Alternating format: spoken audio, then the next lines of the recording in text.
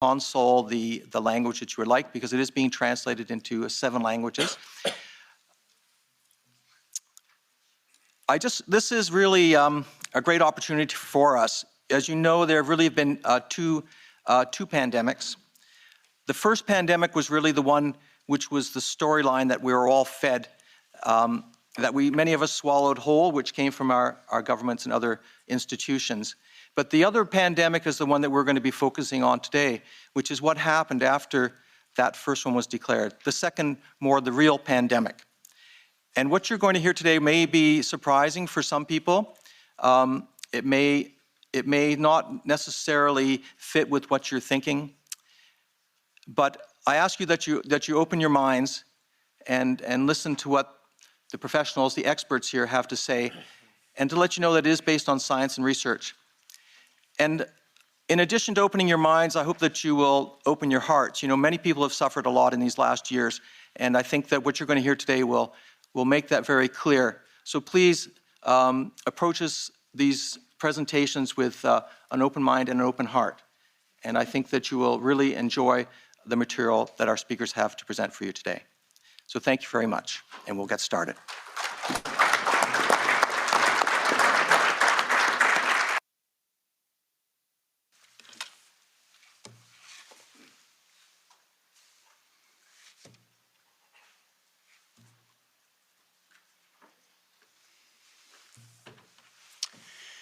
It is a particularly interesting location for me to be sitting today, given that over a decade ago I sat in this very chair right here in the European Union Parliament. And at that time I warned the world of what was coming. During that conversation that was hosted at the time by the Green and EFA and a number of the other parties of the European Union's various representations, we were having a conversation on whether Europe should adopt the United States policy of allowing for the patents on biologically derived materials. And at the time, I urged this body, and I urged people around the world, that the weaponization of nature against humanity had dire consequences. Tragically, I sit here today with that unfortunate line that I don't like to say, which I told you so.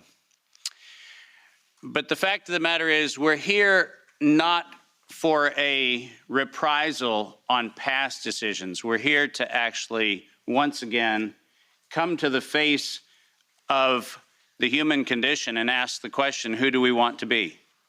What do we want humanity to look like? And rather than seeing this as an exercise in futility, which is very easy from time to time when you're in the position I'm in, I actually see this not as an exercise in futility. I see this as one of the greatest opportunities that faces us, because we now have a public conversation, which is now front and center in people's minds. When this was an esoteric conversation about biological patents, nobody cared. But when that conversation came home, then it became something people can care about. So I'm actually quite grateful for this opportunity. I thank the members of Parliament for hosting this. I thank all of the translators who, I apologize in advance. I will use terminology that is probably very difficult to translate, so my apologies. And I'd also like to acknowledge the fact that many of you are aware of my involvement with this, in large part due to the amazing work of my wonderful wife, Kim Martin, who encouraged me at the very early days of this pandemic to get on front of the camera and talk about all the information that I had been sharing among very small groups around the world.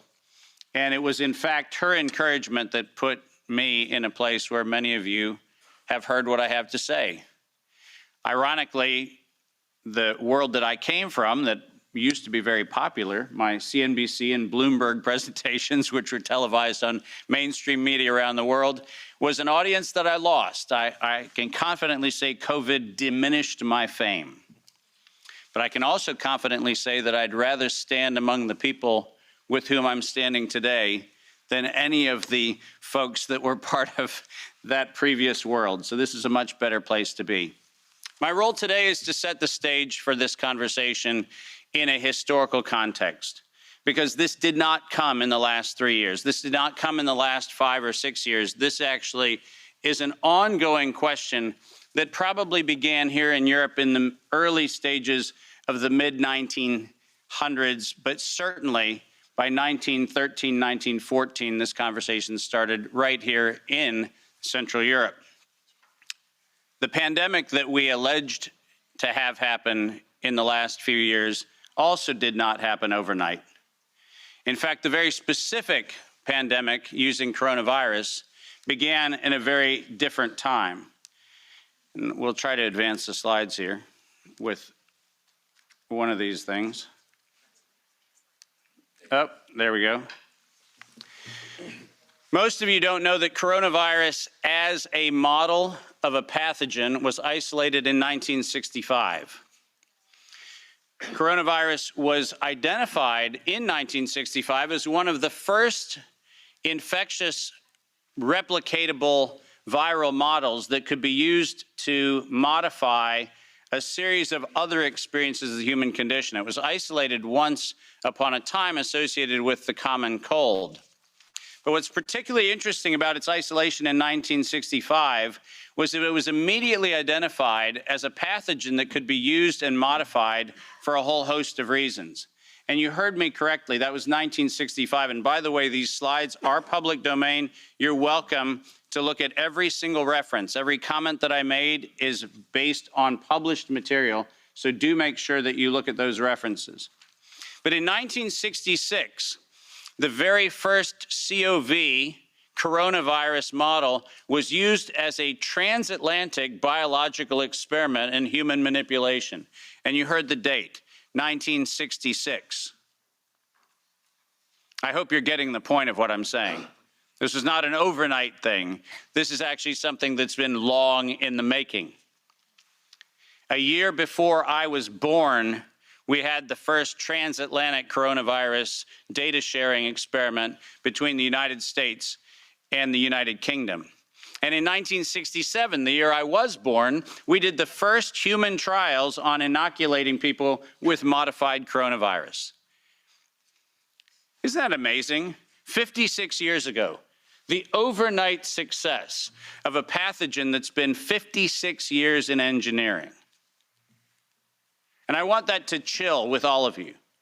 Where were we when we actually allowed, in violation of biological and chemical weapons treaties, where were we as a human civilization when we thought it was an acceptable thing to do to take a pathogen for the United States and infect the world with it? Where was that conversation? And what should have been that conversation in 1967? That conversation wasn't had. Ironically, the common cold was turned into a chimera in the 1970s. And in 1975, 1976, and 1977, we started figuring out how to modify coronavirus by putting it into different animals, pigs and dogs. And not surprisingly, by the time we got to 1990, we found out that coronavirus as an infectious agent was an industrial problem for two primary industries, the industries of dogs and pigs. Dog breeders and pigs found that coronavirus created gastrointestinal problems, and that became the basis for Pfizer's first spike protein vaccine patent, filed, are you ready for this, in 1990. Did you hear what I just said? 1990. Operation Warp Speed? I'm sorry. Where's the warp and the speed? Pfizer, 1990, the very first spike protein vaccine for coronavirus. Isn't that fascinating? Isn't it fascinating that we were told that, well, the spike protein is a new thing. We just found out that that's the problem. No. As a matter of fact, we didn't just find out it was not just now the problem. We found that out in 1990 and filed the first patents on vaccines in 1990 for the spike protein of coronavirus. And who would have thought? Pfizer. Clearly the innocent organization that does nothing but promote human health. Clearly Pfizer. The organization that has not bought the votes in this chamber and in every chamber of every government around the world. Not that Pfizer. Certainly they wouldn't have had anything to do with this. But oh yes, they did. And in 1990, they found out that there was a problem with vaccines. They didn't work. You know why they didn't work? It turns out that coronavirus is a very malleable model. It transforms and it changes and it mutates over time. As a matter of fact, every publication on vaccines for coronavirus from 1990 until 2018, every single publication concluded that coronavirus escapes the vaccine impulse because it modifies and mutates too quickly for vaccines to be effective. And since 1990 to 2018, that is the published science, ladies and gentlemen. That's following the science. Following the science is their own indictment of their own programs that said it doesn't work. And there are thousands of publications to that effect, not a few hundred, and not paid for by pharmaceutical companies. These are publications that are independent scientific research that shows unequivocally, including efforts of the chimera modifications made by Ralph Baric in the University of North Carolina, Chapel Hill. All of them show vaccines do not work on coronavirus. That's the science. And that science has never been disputed. But then we had an interesting development in 2002. And this date is most important. Because in 2002, the University of North Carolina, Chapel Hill patented, and I quote, an infectious replication defective clone of coronavirus. Listen to those words, infectious replication defective. What does that phrase actually mean?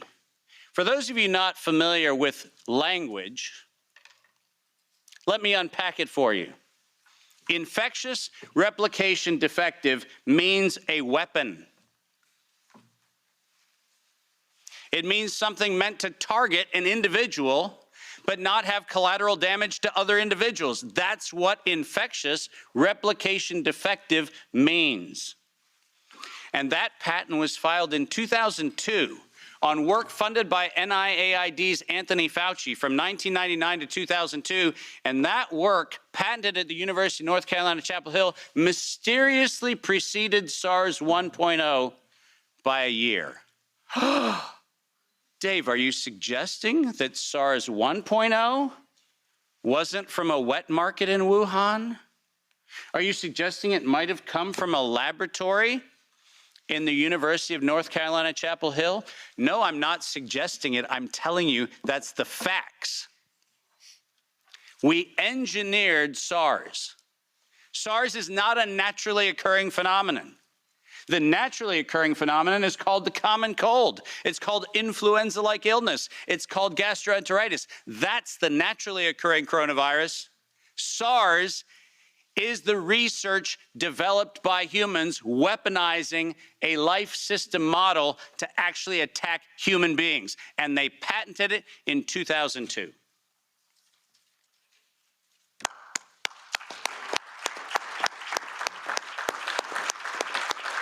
And in 2003, giant surprise, the CDC filed the patent on coronavirus isolated from humans in violation, once again, of biological and chemical weapons treaties and laws that we have in the United States. And I'm very, very precise on this. The United States likes to talk about its rights and everything else and the rule of law and all the nonsense that we like to talk about. But we don't ratify treaties about, I don't know, defending humans. We conspicuously avoid that. We actually have a great track record of advocating for human rights and then denying them when it comes to actually being part of the international community, which is a slightly problematic thing. But let's get something very clear. When the CDC in April of 2003 filed the patent on SARS coronavirus isolated from humans, what did they do? They downloaded a sequence from China and filed a patent on it in the United States. Any of you familiar with biological and chemical weapons treaties knows that's a violation. That's a crime. That's not an innocent oops. That's a crime. And the United States Patent Office went as far as to reject that patent application on 2 occasions until the CDC decided to bribe the Patent Office to override the patent examiner to ultimately issue the patent in 2007 on SARS coronavirus. But let's not let that get away from us, because it turns out that the RT-PCR, which was the test that we allegedly were going to use to identify the risks associated with coronavirus, was actually identified as a bioterrorism threat by me in the European Union-sponsored events in 2002 and 2003, 20 years ago. That happened here in Brussels and across Europe.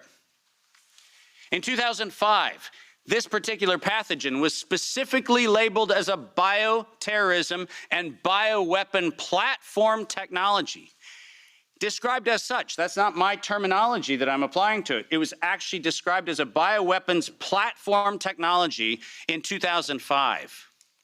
And from 2005 onwards, it was actually a biowarfare enabling agent, its official classification from 2005 forward. I don't know if that sounds like public health to you. Does it? Biological warfare enabling technology. That feels like not public health. That feels like not medicine. That feels like a weapon designed to take out humanity. That's what it feels like. And it feels like that because that's exactly what it is. We have been lured into believing that EcoHealth Alliance and DARPA and all of these organizations are what we should be pointing to. But we've been specifically requested to ignore the facts that over $10 billion have been funneled through black operations through the check of Anthony Fauci and a side-by-side ledger where NIAID has a balance sheet and next to it is a biodefense balance sheet equivalent dollar-for-dollar matching that no one in the media talks about. And it's been going on since 2005. Our gain-of-function moratorium, the moratorium that was supposed to freeze any efforts to do gain-of-function research. Conveniently, in the fall of 2014, the University of North Carolina, Chapel Hill received a letter from NIAID saying that while the gain-of-function moratorium on coronavirus in vivo should be suspended, because their grants had already been funded, they received an exemption. Did you hear what I just said? A biological weapons lab facility at the University of North Carolina, Chapel Hill, received an exemption from the gain-of-function moratorium so that by 2016, we could publish the journal article that said, SARS coronavirus is poised for human emergence in 2016. And what, you might ask, Dave, was the coronavirus poised for human emergence? It was WIV1, Wuhan Institute of Virology Virus 1. Poised for human emergence in 2016 at the proceedings of the National Academy of Sciences, such that by the time we get to 2017 and 2018, the following phrase entered into common parlance among the community. There is going to be an accidental or intentional release of a respiratory pathogen. The operative word, obviously, in that phrase, the word release. Does that sound like leak? Does that sound like a bat and a pangolin went into a bar in the Wuhan market and hung out and had sex, and lo and behold, we got SARS-CoV-2? No. Accidental or intentional release of a respiratory pathogen was the terminology used, and 4 times in April of 2019, 7 months before the allegation of patient number 1, 4 patent applications of Moderna were modified to include the term accidental or intentional release of a respiratory pathogen as the justification for making a vaccine for a thing that did not exist. Keep going. If you have not done so, please make sure that you make reference in every investigation to the premeditation nature of this, because it was in September of 2019 that the world was informed that we were going to have an accidental or intentional release of a respiratory pathogen so that by September 2020, there would be a worldwide acceptance of a universal vaccine template. That's their words, right in front of you on the screen. The intent was to get the world to accept a universal vaccine template, and the intent was to use coronavirus to get there. And the last slide. This isn't advancing, so if I could have somebody do it. Let's read this, because we have to read this into the record everywhere I go. Until an infectious disease crisis is very real, present, and at the emergency threshold, it is often largely ignored. To sustain the funding base beyond the crisis, he said, we need to increase the public understanding for the need for medical countermeasures such as a pan-influenza or pan-coronavirus vaccine. A key driver is the media, and the economics will follow the hype. We need to use that hype to our advantage to get to the real issues. Investors will respond if they see profit at the end of the process. Sounds like public health? Sounds like the best of humanity? No, ladies and gentlemen, this was premeditated domestic terrorism stated at the proceedings of the National Academy of Sciences in 2015, published in front of them. This is an act of biological and chemical warfare perpetrated on the human race, and it was admitted to in writing that this was a financial heist and a financial fraud. Investors will follow if they see profit at the end of the process. Let me conclude by making 5 very brief recommendations. The last slide. Nature was hijacked. This whole story started in 1965 when we decided to hijack a natural model and decide to start manipulating it. Science was hijacked when the only questions that could be asked were questions authorized under the patent protection of the CDC, the FDA, the NIH, and their equivalent organizations around the world. We didn't have independent science. We had hijacked science. And unfortunately, there was no moral oversight in violation of all of the codes that we stand for. There was no independent, financially disinterested, independent review board ever impaneled around coronavirus, not once. Not once. Not since 1965. We do not have a single independent IRB ever impaneled around coronavirus. So morality was suspended for medical countermeasures. And ultimately, humanity was lost because we decided to allow it to happen. Our job today is to say, no more gain-of-function research, period. No more weaponization of nature, period. And most importantly, no more corporate patronage of science for their own self-interest unless they assume 100% product liability for every injury and every death that they maintain. Thank you very much.